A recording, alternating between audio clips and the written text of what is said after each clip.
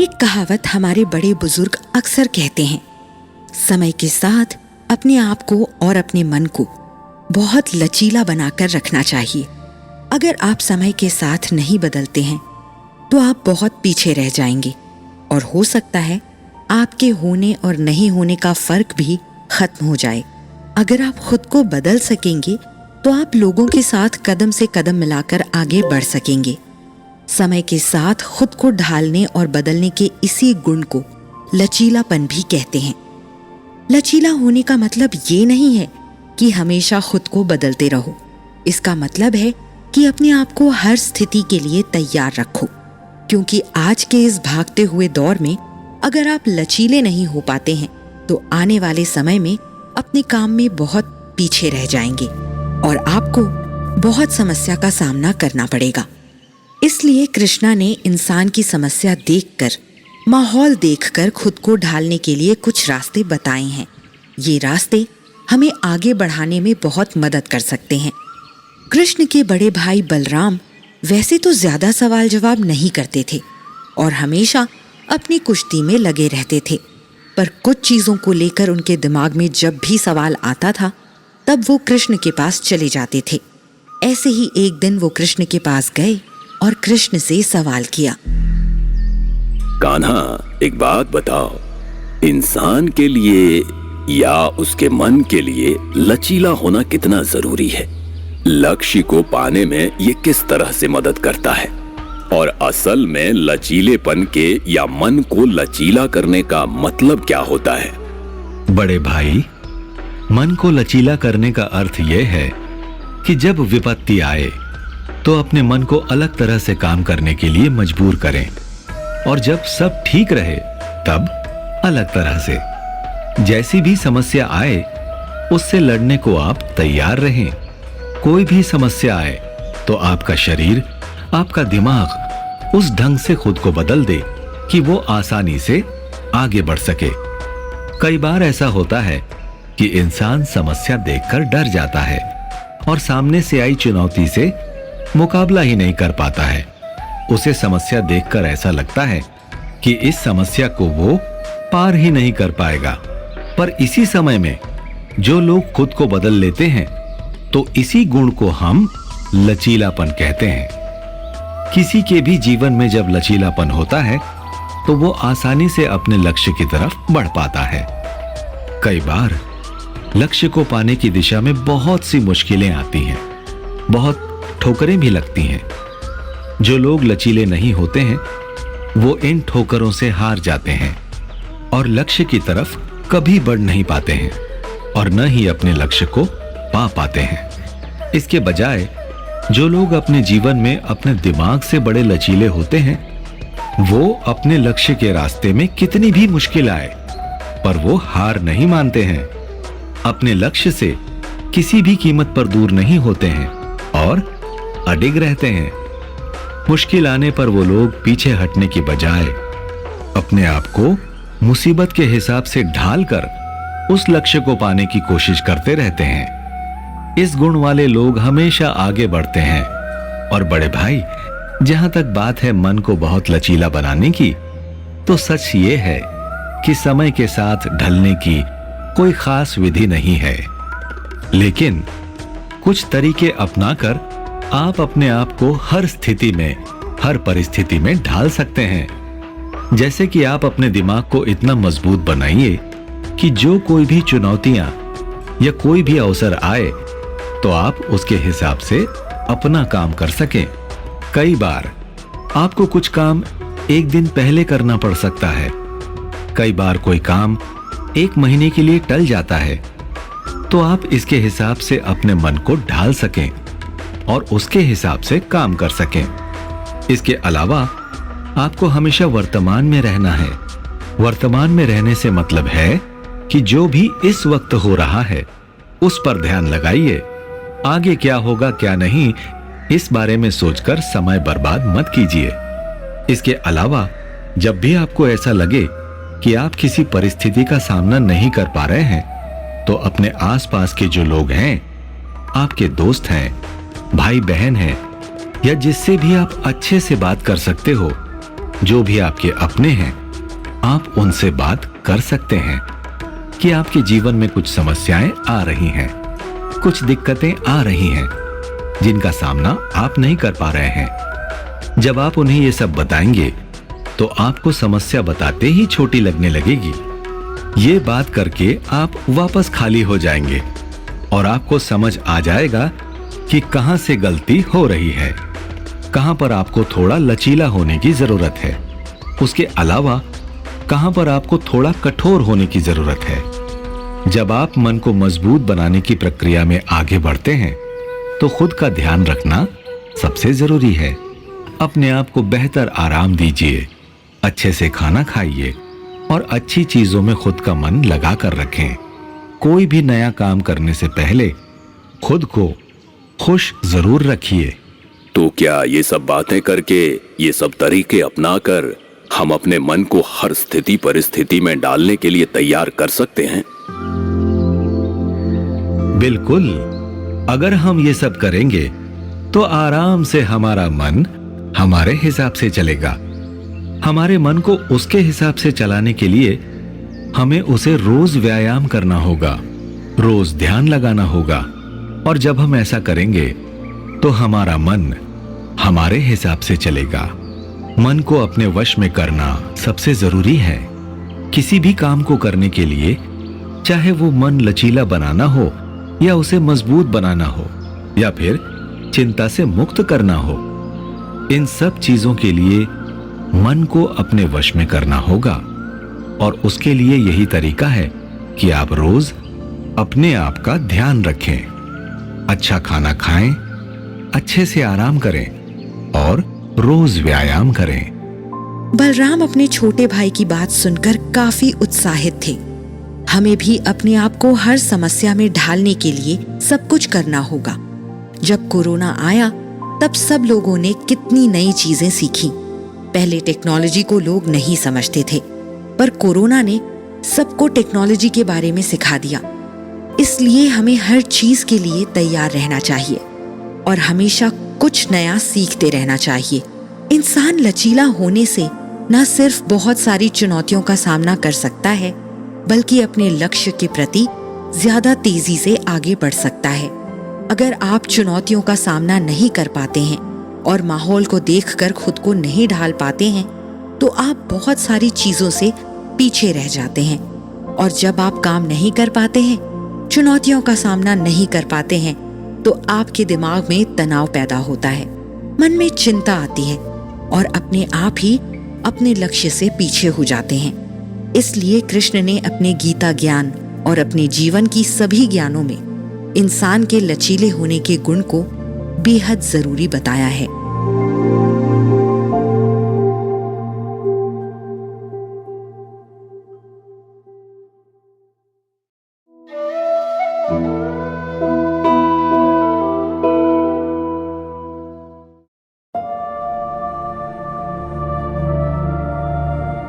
वसुधैव कुटुंबकम, ये बात कृष्ण ने भगवद गीता में कही थी। इसका मतलब है कि पूरी दुनिया एक परिवार है और इसीलिए इस पूरी दुनिया के लिए दया भाव भगवद गीता का सबसे जरूरी पाठ है। इंसान के अंदर दया कितना बड़ा गुण है, ये हम बहुत समय से सुनते आ रहे हैं। दया करने वाले लोग न सिर्फ खुद खुश रहते हैं, बल्कि अपने आसपास का माहौल भी बहुत खुशनुमा बनाकर रखते हैं।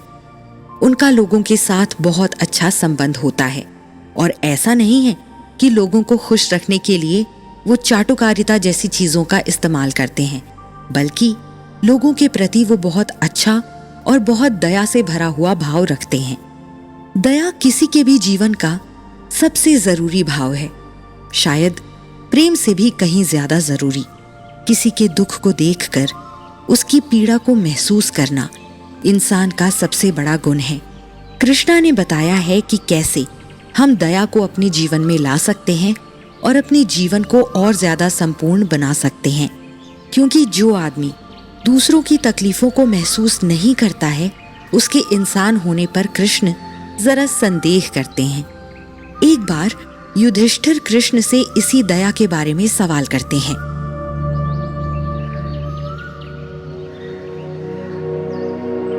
कृष्ण, मुझे मनुष्य के भावों के बारे में जानना है।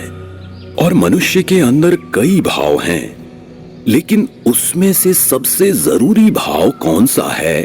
और क्योंकि हम जैसे योद्धा जो अक्सर युद्ध लड़ते रहते हैं, उनके लिए कौन से भाव को आप जरूरी बताएंगे?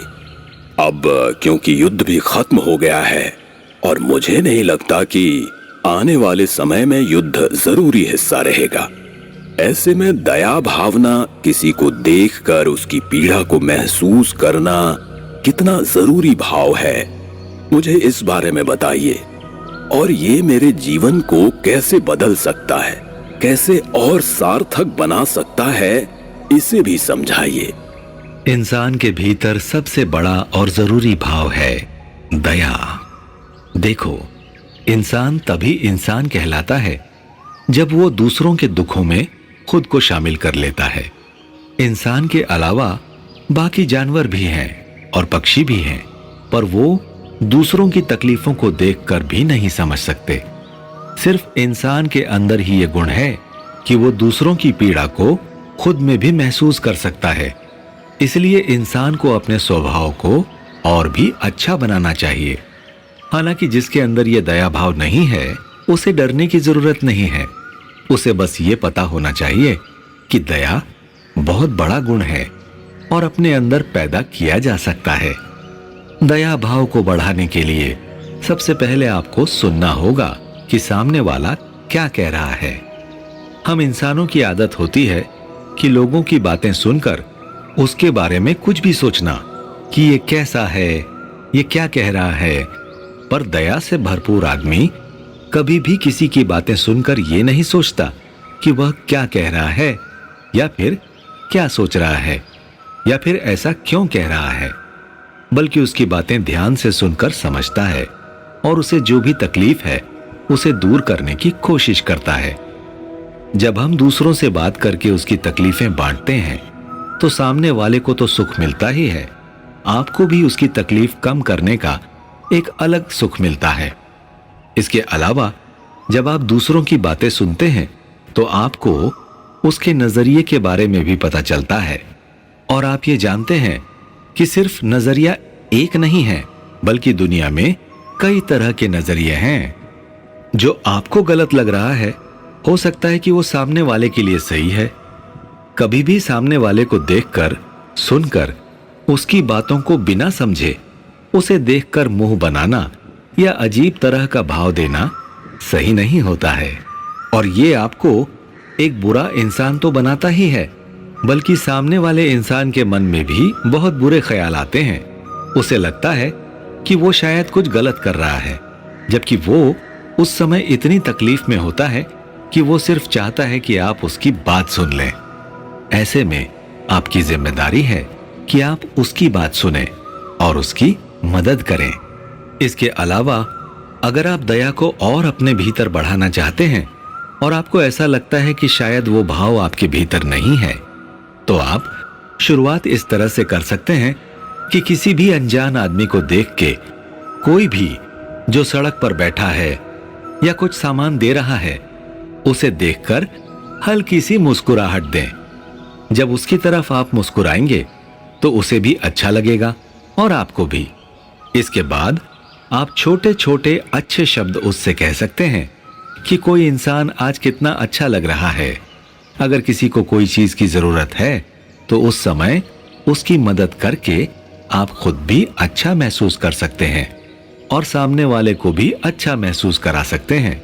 अगर कोई भी इन चीजों को थोड़ा भी मानेगा तो दुनिया के दुख थोड़े कम हो सकते हैं।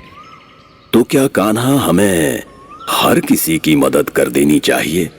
मेरा मतलब है कि हर आदमी इस लायक होता है कि हम उसकी मदद करें, या दुनिया में हर किसी को जरूरत है मदद की या दया करने की?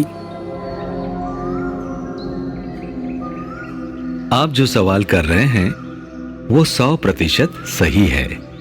हर किसी को मदद की जरूरत नहीं होती है, पर कई बार हम जिस पर दया कर देते हैं वो हमारा मजाक उड़ाता है या फिर कुछ और भी बात हो जाती है। कुछ लोग बहुत दया करने वाले लोगों के साथ एक तरह का नाटक भी करते हैं जिससे वो सामने वाले का मजाक उड़ा सके। ऐसी स्थिति में हमें बहुत होशियार रहना होगा और आपको बहुत सोच समझकर फैसला लेना होगा। आपको अपने बारे में जानना होगा कि कहां मदद करनी है और कहां मदद नहीं करनी है। आजकल के जमाने में आपको अपना दिमाग बहुत सोच समझकर इस्तेमाल करना होगा। असल जीवन में आपको कोई भी काम करना है तो उसके बारे में अच्छी तरह से सोचना होगा। किसी की मदद भी करनी है तो आपको देखना होगा कि आप किसकी मदद कर रहे हैं। क्या वो वाकई जरूरतमंद है? कहीं वो आपसे फायदा तो नहीं उठाना चाहता है? अपना सब कुछ लुटाकर कोई किसी की मदद नहीं करता है। जीवन जीने के लिए जितना संतुलन जरूरी है उसे बनाए रखकर आपको अपना हर काम करना है भ्राता। बलराम अपने भाई की बात सुनकर काफी खुश थे कि उनका छोटा भाई कितना समझदार है। हमें भी लोगों पर हमेशा दया करनी चाहिए और दुख बांटनी चाहिए, पर इस बात का ध्यान रखकर कि कहीं कोई हमारा फायदा तो नहीं उठा रहा।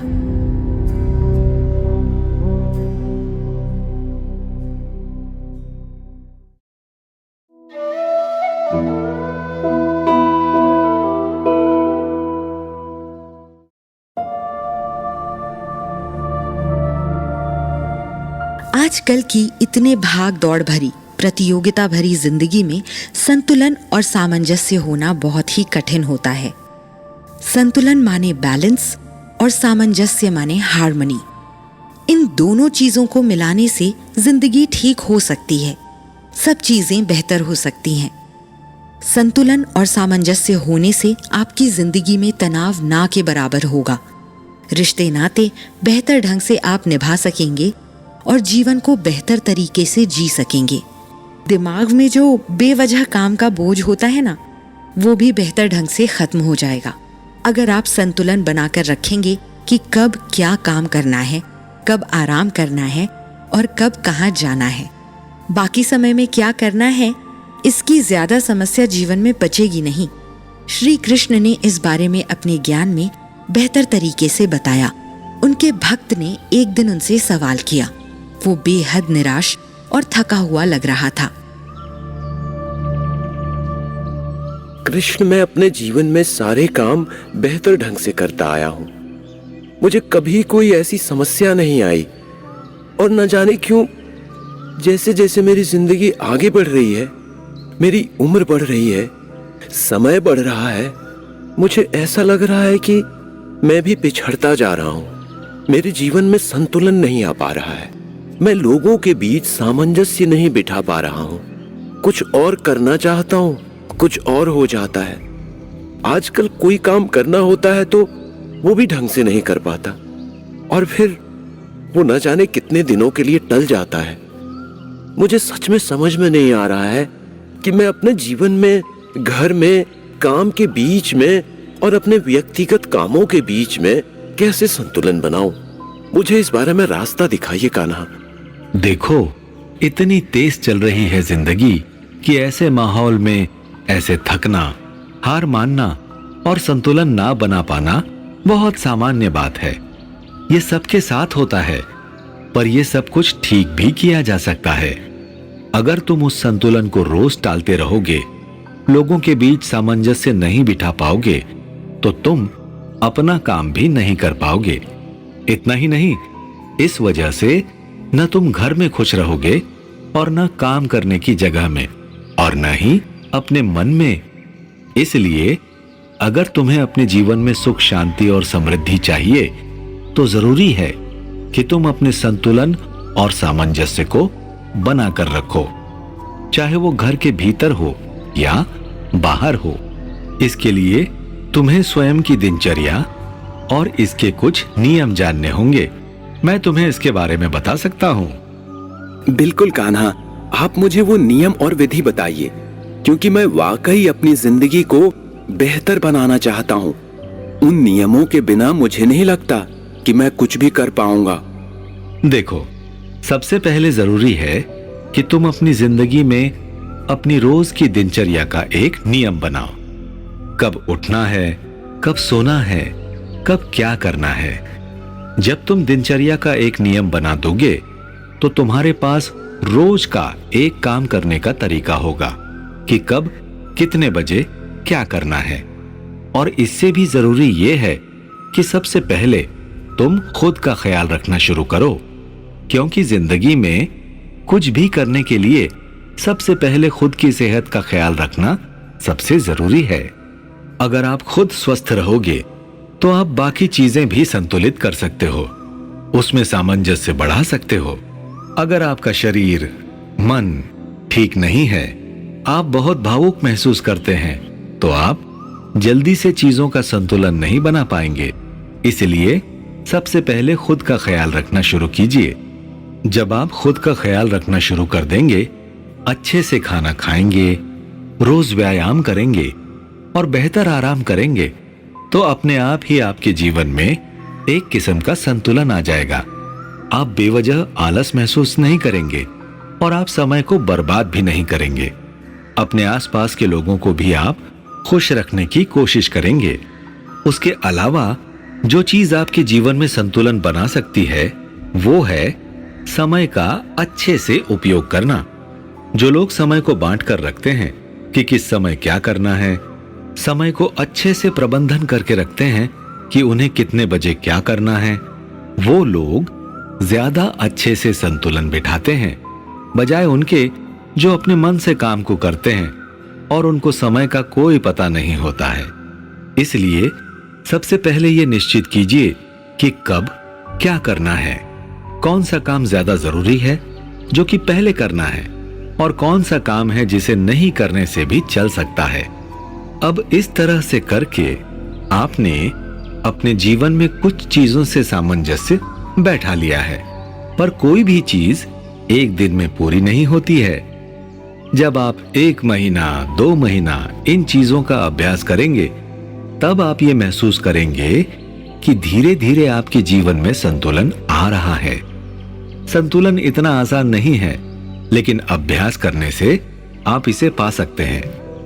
इसलिए आपको संतुलन लाने के लिए अपना ध्यान रखना और अपने जीवन में समय का प्रबंधन करना जरूरी है।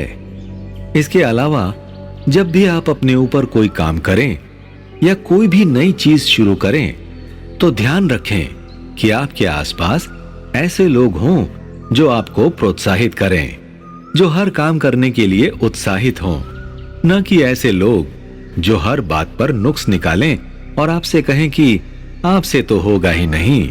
ऐसे लोगों से आपको इस समय दूर रहना है। जब आप कोई नई चीज कर रहे हैं, हमेशा अपने आसपास अच्छा माहौल बनाकर रखें। ऐसे लोगों को अपने आसपास रखें जो आपको आगे बढ़ने के लिए प्रेरित करे और कहे कि आप अच्छा कर रहे हो और आप कर सकते हो। जब आप ये सब नियम बनाकर काम करेंगे, तो कुछ दिनों में आपको बदलाव दिखेगा।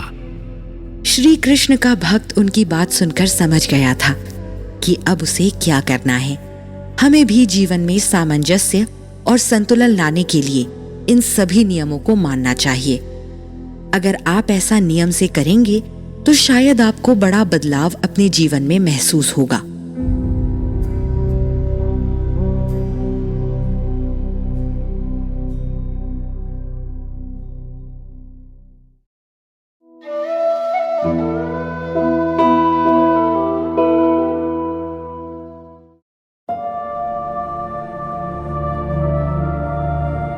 आदमी जब कहीं काम करने जाता है या फिर कुछ भी करने के लिए जब अपनों से दूर होता है या फिर कुछ जरूरी भी कर रहा होता है, तो भी अपने परिवार और अपने लोगों की यादों से अलग नहीं रह पाता है।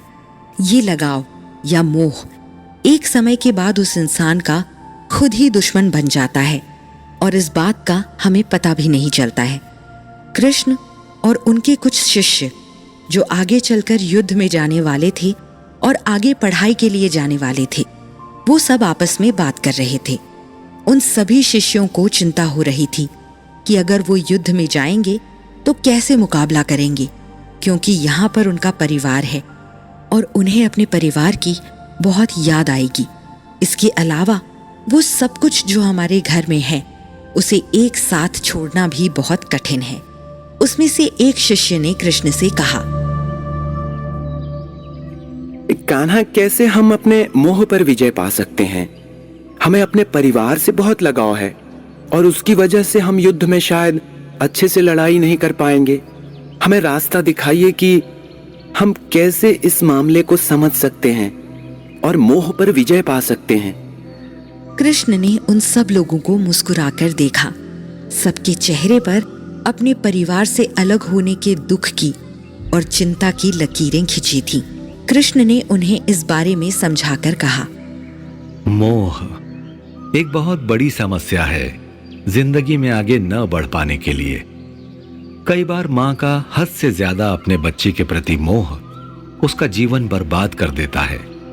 किसी के भी प्रति लगाव एक सीमा तक सही होता है, पर जैसे ही वो सीमा से बाहर होता है वो एक तरह का पागलपन हो जाता है और वो सिर्फ हमें अपने लक्ष्य से दूर ही करता है। तुम सब अब पढ़ने के लिए जा रहे हो और कुछ आगे चलकर युद्ध में जाओगे। अगर तुम इसी तरह घर को याद करते रहोगे तो न तो तुम घर के लिए कुछ कर पाओगे और न ही अपनी पढ़ाई और युद्ध के लिए। कृष्ण थोड़ी गंभीरता और कठोर शब्दों में ये बात आज कह रहे थे। उनकी बात सुनकर शिष्य ने कहा, कान्हा, हम ये सब समझते हैं और इस मोह के बंधन से मुक्ति भी चाहते हैं, पर समझ नहीं आता है कि कैसे इस लगाव से हमें आजादी मिलेगी। अगर हमने अपने आप को लगाव के जाल से दूर नहीं किया तो हम खुद को खुद ही बर्बाद कर लेंगे।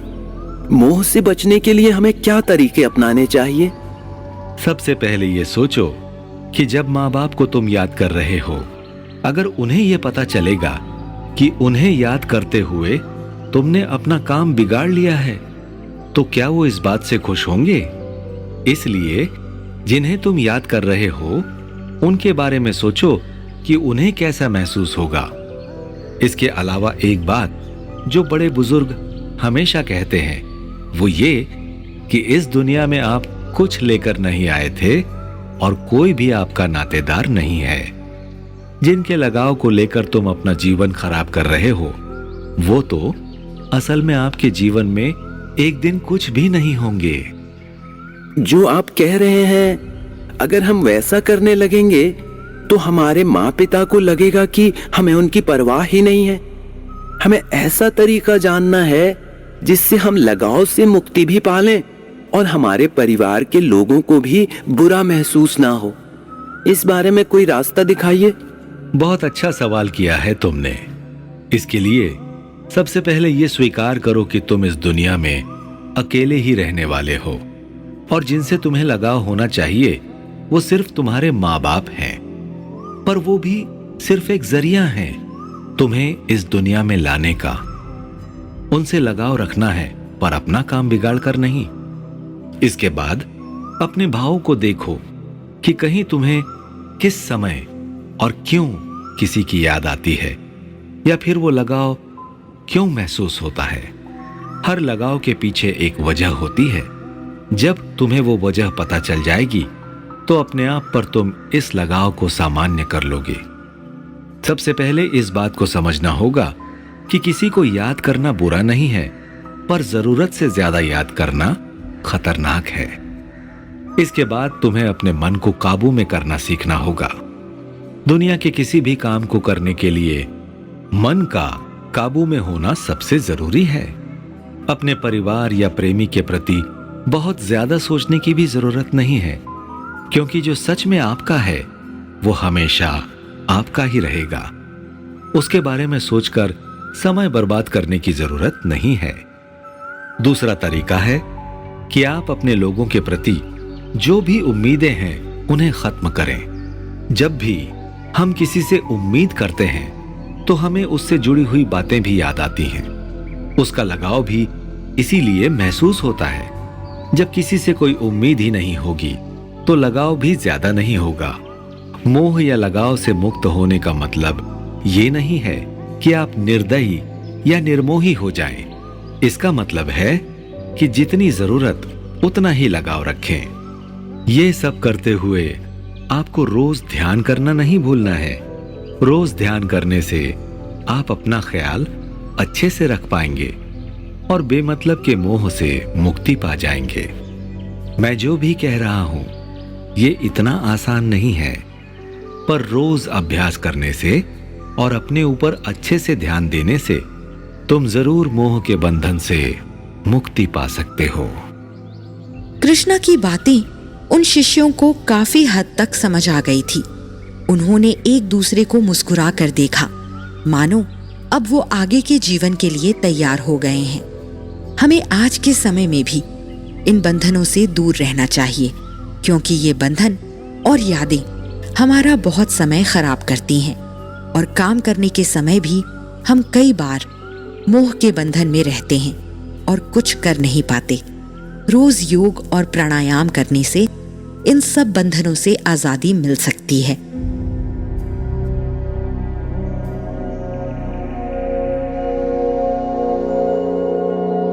कृष्णा ने अपने जीवन और अपने ज्ञान के जरिए हमें अच्छी जिंदगी जीने का रास्ता दिखाया है। श्री कृष्ण इंसानों के जीवन में आने वाली समस्याओं के बारे में जानते थे, इसीलिए उन्होंने सारे उपाय खोज रखे थे। अगर कृष्णा के बताए रास्ते पर हम चलते हैं तो जिंदगी में बहुत कम मुसीबतों का सामना करना पड़ेगा। जीवन खुशहाल और बेहतर हो सकता है। उनकी नियमों को मानने से जीवन में संतुलन आ सकता है, जो आजकल बहुत मुश्किल सा होता है। तो कृष्णा के बताए रास्ते पर चलते रहिए और यकीन मानिए, सब बेहतर होगा।